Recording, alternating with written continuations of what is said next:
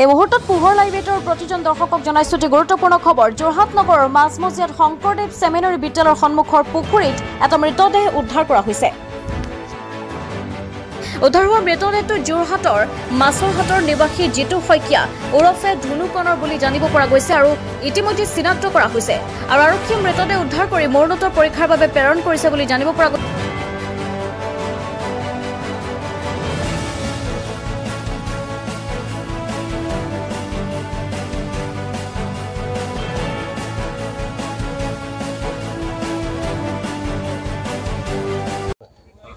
ধুনুকণ বুলি কয়, আমি মাছতে ধুনুকণ বুলি মাতোঁ।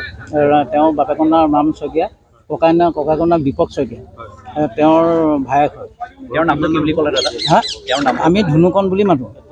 চব্জি বজাৰত মানে তেওঁ চব্জি ভোজলীয়া চব্জি বিকে। তেওঁ মই ইয়াত পঢ়ি থকা দেখি মই দেখিছোঁ যে তেওঁ হয়। মই মানে অহা নাছিলোঁ, ঘপককৈ দেখি পেলাই মই চিনি পালোঁ মানে। তেওঁৰ বয়স কিমান হ'ব চাগে আনুমানিক? বয়স খুব বেছি কিমান হ'ব, 32, 30 এনেকুৱা ভিতৰতে হ'ব। তেওঁৰ ঘৰত কোন কোন আছে বুলি আপুনি? তেওঁলোকৰ দেউতাক আছে, মাক আছে, তাৰপৰা ককায়েক এজন আছে, দীপক শইকীয়া বুলি কয়, চিনি পাই চাগে আপোনালোকে পৰিচিত। আৰু তেওঁৰ ধন বোলা এজন ককায়েক আছে আৰু তেওঁ 3টা ককায়েক। বিয়া পতা তেওঁৰ ল'ৰা এটা আৰু ছোৱালী এজনী আছে যে মই বিচাৰিম। ল'ৰা এটা কিন্তু আমাৰ ঘৰত ভাত খাবলৈ গৈছিলে সেইদিনাখনে গম পাইছোঁ যে তেওঁৰ ল'ৰা। তেওঁ বৰশী নেবায়, কিন্তু মই কথাটো মই ধৰিব পৰা নাই। তেজ ওলাই আছিলে নি বাৰু আপুনি? তেজ ওলাই মানে তাত ইয়াৰ এটা টেমুনা আছিলে এইটো মানে কোনে তেজ ওলোৱাটো মই দেখা নাই। টেমুনাটোৱে এটা ডাঙৰ এটা টেমুনা আগৰ পৰাই অসুখ বিসুখ নাই। কিন্তু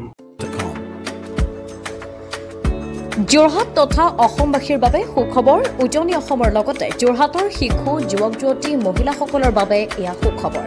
যোৰহাটত মুকলি হ'ল লেকমি চেলুন। যোৰহাটৰ গড় আলিৰ এপল' টাৱাৰৰ প্ৰথম মহলাত মুকলি ভাৰতবৰ্ষৰ অন্যতম জনপ্ৰিয় salon Lakme salon. Lakme salon মানে ভাৰতবাসীৰ নিৰ্ভৰযোগ্য প্ৰতিষ্ঠান। লেকমি চেলুনখনত আপুনি পাব বিভিন্ন ধৰণৰ সুবিধা, য'ত অত্যাধুনিক যন্ত্ৰৰে আপোনাক সজোৱা হ'ব। ইয়াত বিভিন্ন bridal package, makeup artist, skin care, hair dresser সুবিধা উপলব্ধ হ'ব, য'ত থাকিব ৰেহাই মূল্য।